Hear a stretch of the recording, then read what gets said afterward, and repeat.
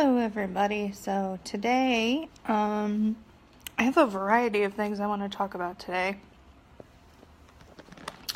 So today I think I'm going to start, like always, and tell you a little bit just about our day. Like I've been doing, I just finished lunch, which is usually around the time that I give you guys the update. I'm just going to move my jacket here so I can get a little bit more into the light so I'm not dark on you. I'm sorry again that I look kind of crappy. I wasn't feeling it today, which you guys probably saw from my post earlier for those of you that are actually watching this live or watching this back on Facebook.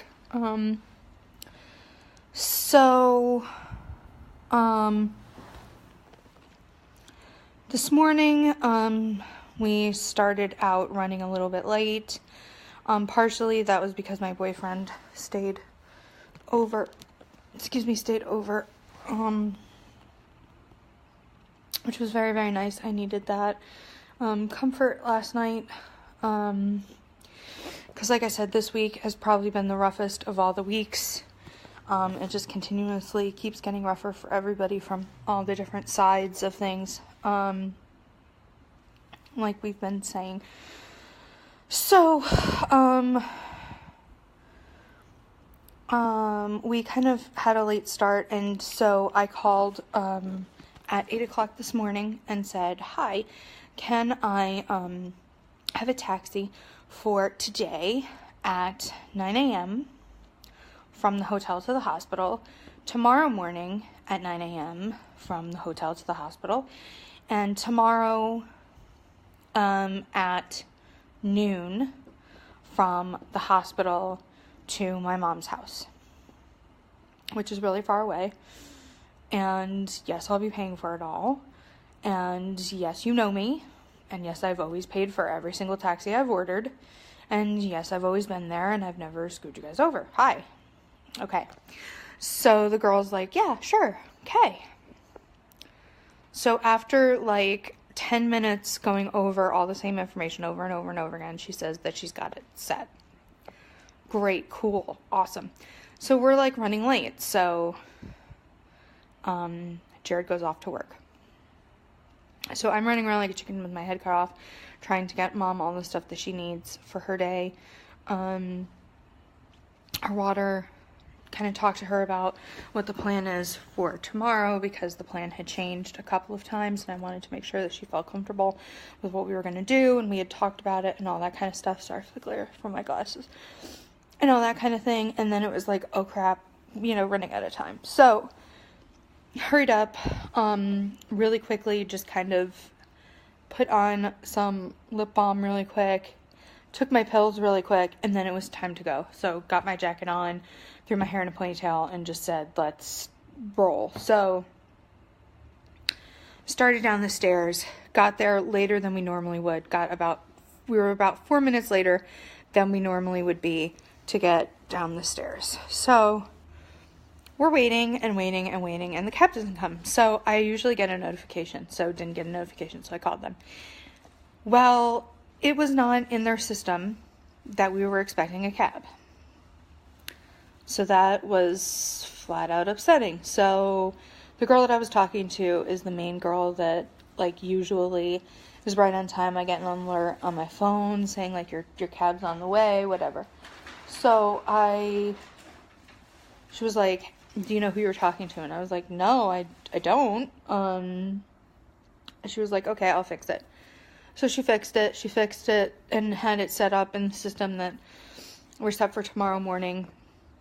So all of that gets fixed, and she's like, I'll send you a cab right away.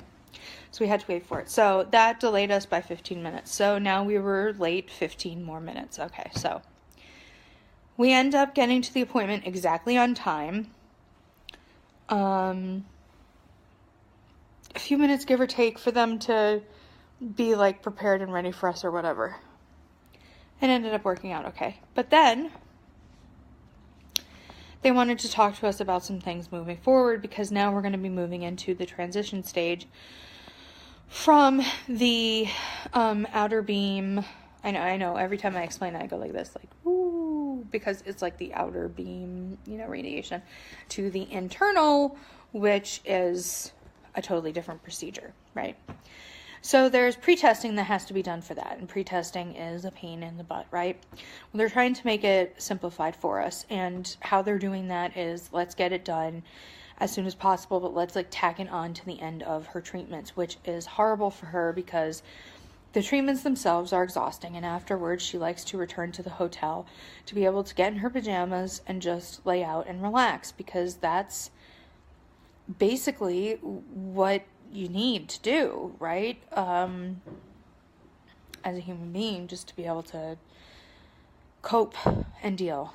Well, currently, she's kind of not able to do that because tomorrow, for example, she has an extra appointment and whatever. So they were saying that today, she had the option of tacking on an EKG today, doing it tomorrow after the additional appointment that she already has, or Monday after the additional appointment she has, which is to get a physical, medical history, etc. on Monday. So she decided to do the EKG today. So that meant that we had to go, her treatments are in the basement, so we had to go up from the basement to the second floor, then go a long way around to a different set of elevators to the fourth floor. So it was a lot of, and I'm directionally challenged. So getting there wasn't so bad, but then they said, the test is only 5 minutes, no big deal. But then we had to wait in the waiting room for a little bit, but actually the wait wasn't as long as it looked like it was going to be. The test wasn't that long, but yes, of course, because I'm directionally challenged and I wasn't paying attention and I was tired and I was having a really rough day as it was, I got us off on the wrong floor. So instead of getting off on the second floor, I got us off on the third floor. And I got us turned around and we had to get back on the elevator and go down to the second floor. So that caused a lot of stress and tension. So then once we were on the second floor, I knew where we were going. We got to where we needed to be and we ordered a cab. So in the end, the cab showed up, but they were taking another passenger, and it ended up going okay once the guy was able to get all of the stuff in, because the other person had a chair too, and their chair started rolling away, and he had a hard time getting it in the cab, so he had to literally chase down the other girl's wheelchair because it was rolling across the street, so he had to run after it. I mean, it's funny now, but at the time it was stressful because I didn't have any food or water or anything before we left, and I just had my medicines and went, and so I wasn't feeling very well, and so I'm leaning against the cab as he's running after the rollaway wheelchair, and he got Mom's wheelchair in, and then he had all these bags that he was schlepping around, and it was a thing. And then the doors on the side of the cabs don't close very easily, and with the weather being so icy and stuff, they stick in addition. So he had to close everybody's doors for us, the sliding doors in the minivans, because they're minivans, the cabs. So he had to close everybody's doors, so that took some extra time. So it took a while to get everybody situated. It took 10 minutes to get the wheelchairs into the cabs and to get everybody into the cabs and close all the doors, but we did it. And then he took us to our hotel, and we had a nice conversation with the other passenger. She was very pleasant, very nice, and very sweet, and we kind of just told her, about our story, what we're going through and stuff, and she was very sympathetic and very nice and very sweet. And the cab driver was nice enough. He basically just drove, which was okay too. And then we got back here to the hotel, and we rested, and so that was kind of our day. And then tomorrow is going to be a bit complicated because we are going to get up a bit early, not totally early, but a bit early, go down a bit earlier than we normally would, check out, and then go to the hospital. Mom's going to have her treatment. Then she has another appointment. And then after that, we are going to be picked up by the cab, and we are going to be going to Mom's home. And then we're going to chill out there until the evening when my boyfriend is going to come and pick me up, and then I'm going to be coming back here into town. Not here to this hotel, but into town to our apartment, and have a little bit of time and then go from there and then make arrangements and stuff for next week. And then I'll have a little bit of time to kind of get situated before we have to come back next week and start things all over again. So that's one of the things that I wanted to talk about. Another thing that I wanted to talk about was some of the symptoms and things that mom's going through. So one of the things that I thought was really interesting that we haven't really touched upon is that drinks. I don't think anybody has mentioned it before, and I know that we haven't mentioned it before, but drinks.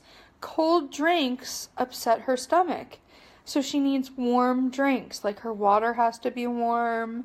Stuff has to be warm or else it upsets her stomach. And I don't think anybody in any of the literature or any of the doctor's appointments or anything, like nobody that we've talked to about this kind of thing has ever mentioned that the stuff has to be warm or else it upsets her stomach. So I don't know if anybody else has ever heard of that, but warm drinks. Stuff has to be like room temperature.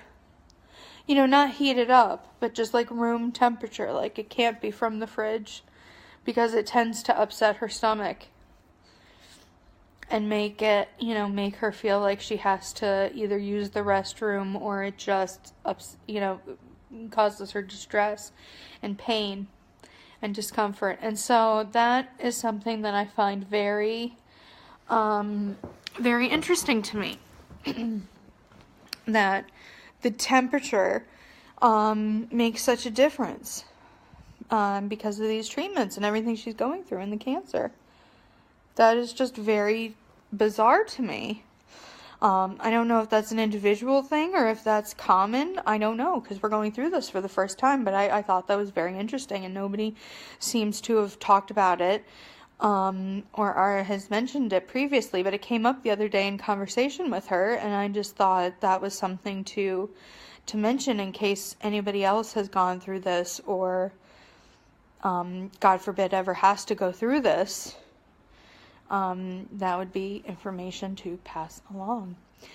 And another thing that is totally unrelated to all the things that we're going through, but just something that's been on my mind lately because I've been seeing it on Twitter and on Facebook and different things. And there's this really sweet girl, and I can't recall her name at this exact second, and I'm so sorry. Maybe tomorrow in my life I will make sure to know her name. I don't want to go look, for it right now because it'll mess up the live, and I don't have like a separate computer where I can go look for it. But there's this girl who is an advocate for depression and mental health issues and things like that. And she's doing amazing work. I think she's located in the United Kingdom.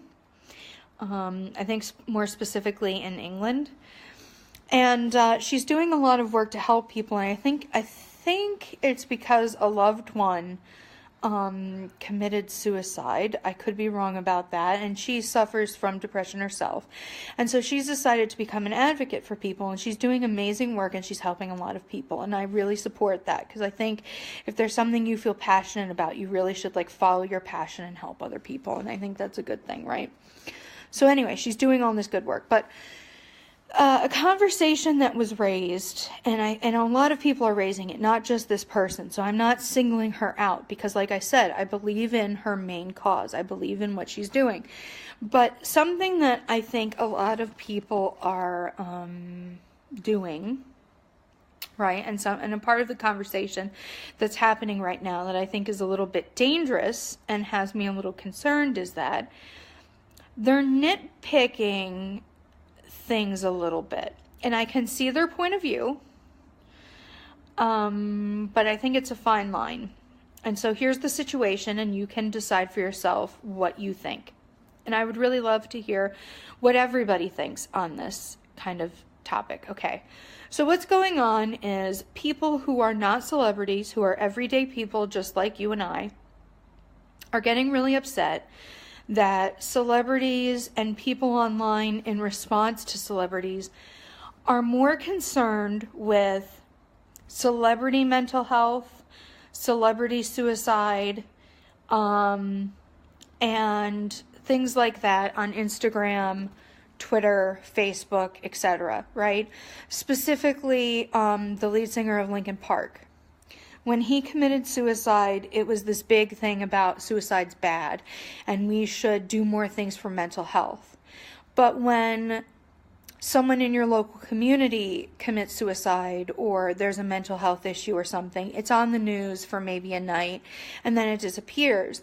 And the kind of thought was that, well, you know, why is it important when it's somebody who is world renowned, but it's not as important, right? And so they're kind of picking on that instead of seeing that everyone is just as important, right? And when you're kind of trying to criticize or tear down individuals for supporting that particular group, you're not helping the situation, you're harming, right? Because they're always saying that they feel judged and they feel brought down for their cause. Well, you're kind of breaking down somebody else's cause, right? In saying your comments and being upset.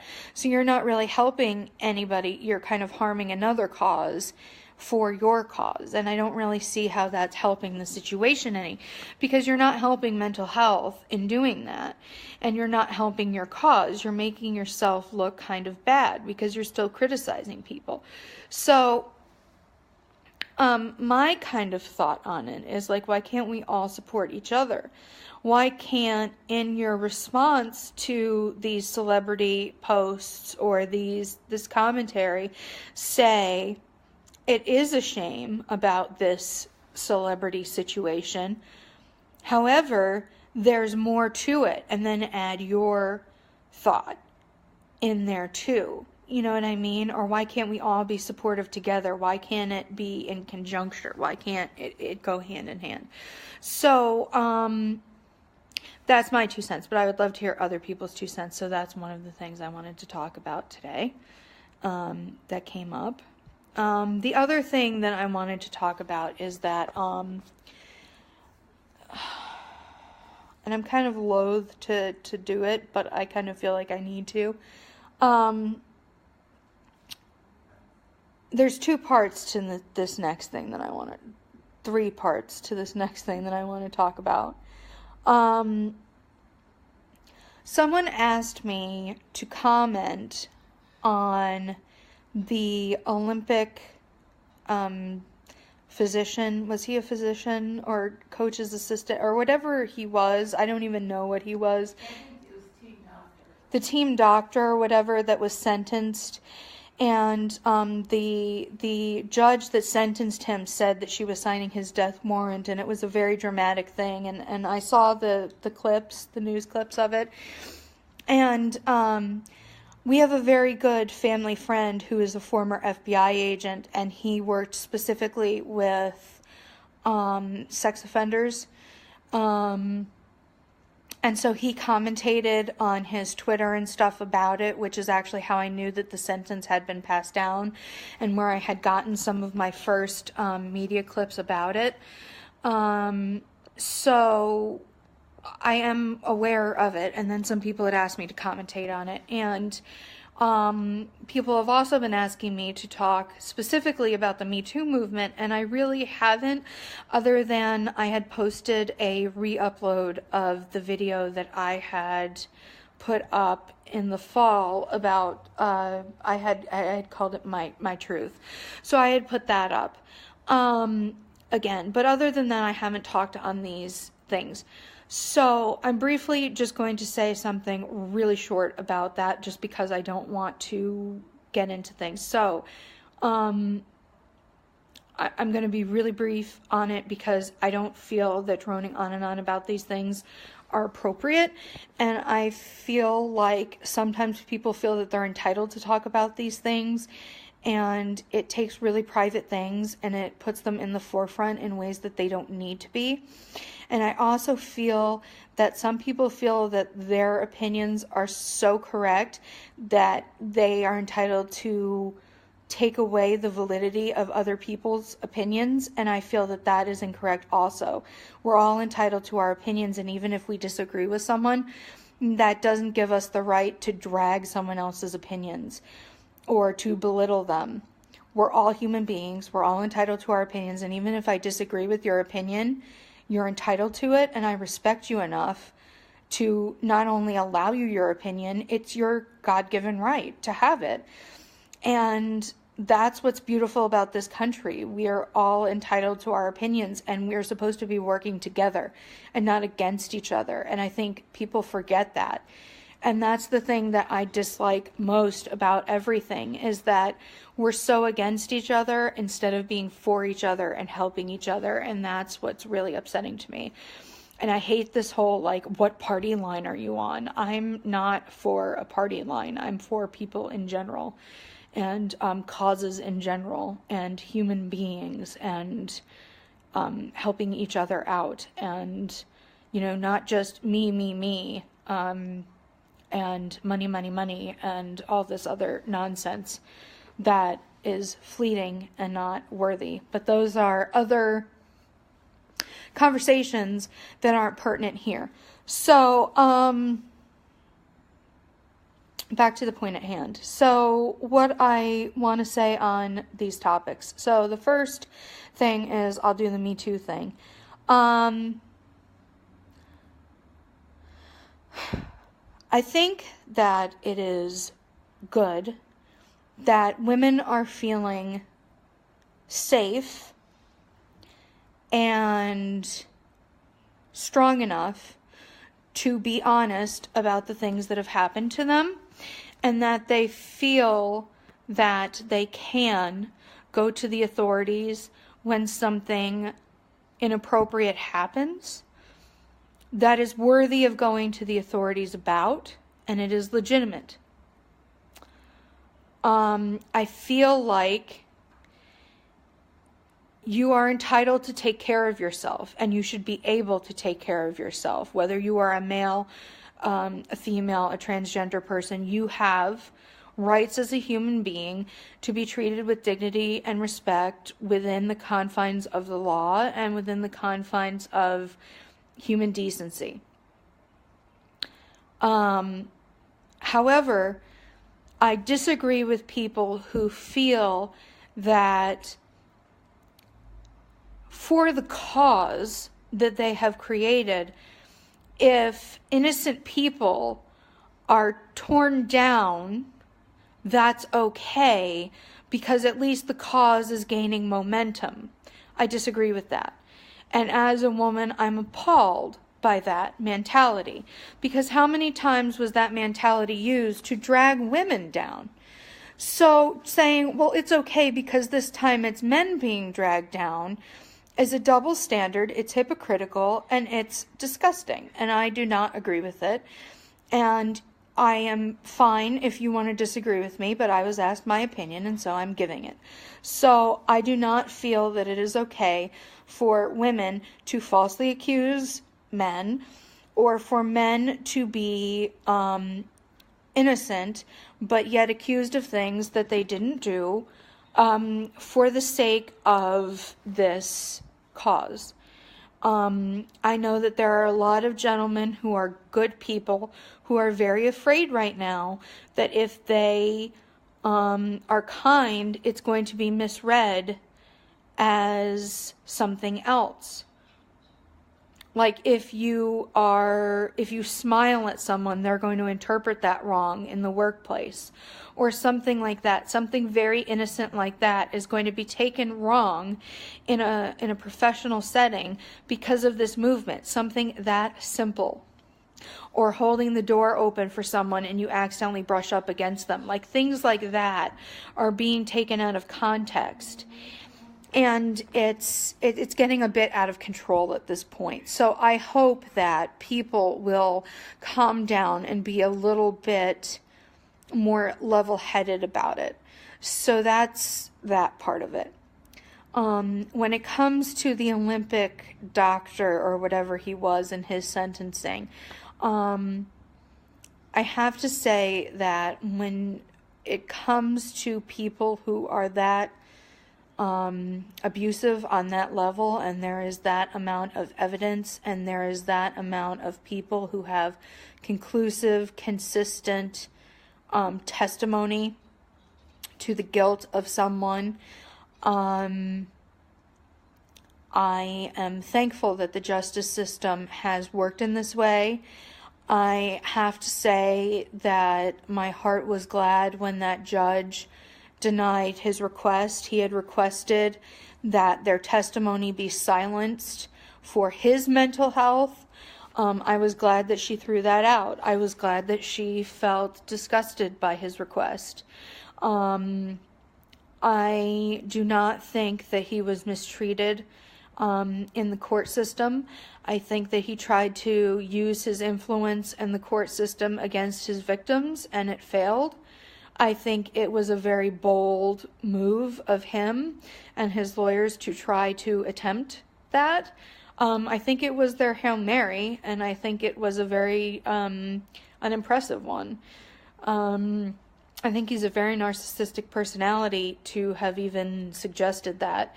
And I think probably his lawyers probably told him not to do it, and he insisted that they do it or they be fired, and they really wanted the income, and that's why they did it. That's kind of my thought and commentary on that. And that's basically where I'm going to leave those things. As for us, it's been a rough one. It's been a very, very rough day today. This week has been a very, very rough week, but thankfully we just have tomorrow to get through. I think probably I won't be doing a live tomorrow until we're back in Dodgeville, because we are going to be going straight from the hospital to Dodgeville tomorrow. That's the plan so far. And the one that we're going to be sticking with, rather than fussing with hotels and things because of their check-in times and stuff. We would be kind of stranded at the hospital for a couple of hours, and it just makes sense to just go back to Dodgeville instead. But this week has been the roughest week on all of us. We're just very, very tired and very run down. And like I said, it amazes me how cold drinks upset the stomach, but yet warm ones won't with her. And that's something that nobody really had mentioned. So when it came up, it kind of blew my mind. So I wanted to share that in case anybody else had heard of that, or anybody else had previous experience with that. And it's basically gotten to the point where she can eat oatmeal, cream of wheat, Jell-O, a banana, and subs, but no tomatoes. Tomatoes are completely out. So it can have like lettuce, it can have ham, but that's pretty much it. It has to be very basic and pretty bland sandwiches. So peanut butter and jelly was okay. Just very, very basic foods right now. Very bland foods. And just a bit of sugar and the oatmeal and the cream of wheat, and that's basically it. And like water and some orange juice. We have been able to get orange juice down, and that's basically it. Very bland foods, and very, very fatigued, and very, very weak. Very, very weak. And we have a busy day tomorrow, because tomorrow is treatment, and then an appointment, and then, and then the ride home. And then next week, we're going to be staying at the Hilton, on the water. So it's actually a very, like, fancy, posh hotel, right near the Capitol. So that's going to be a very interesting experience. On our birthdays, our birthday week, we're going to be at a very posh, very ritzy, very fancy hotel. And then and it's a bit further away from the hospital, so that's going to be a longer cab ride. So that's going to be quite something next week. So next week is going to be even more of an adventure, and it's going to be the last full week of the external radiation. And then we go into finishing up external radiation and go into the first internal radiation. And then the week after that, we'll be starting the 2 days a week with internal radiation. And that's an 8-hour procedure. But we show up 2 hours early to it because they might be running late and they want to make sure you're there and all of that good stuff. And today she had to get that EKG that she was not expecting, so that was great. And then I got us on the wrong floor and turned around, and that just added to the day. So, rough ones, and we're all tired, but we're hanging in. We're surviving. Mom's resting now, and we're doing our best. We're hanging in, and I'm sorry that I look so run down. I probably look as bad as I'm feeling right now, but we're getting things done. We had lunch, and we've had our pills, and we're just one day at a time. We're hydrating. I actually got water from the water machine and some ice today, which, like, I usually just walk right past it. I don't do anything. I actually hydrated at the water dispenser thing at the waiting area today. Like, I actually did it. I didn't know how to do it. A nice other family member of another patient helped me learn how to do that. So now I know how to use the water machine. So I learned something new today. So there's something that happened today. It's just been a rough week. This week's been the roughest week so far. And last night was a rough night. I'm still reeling from that.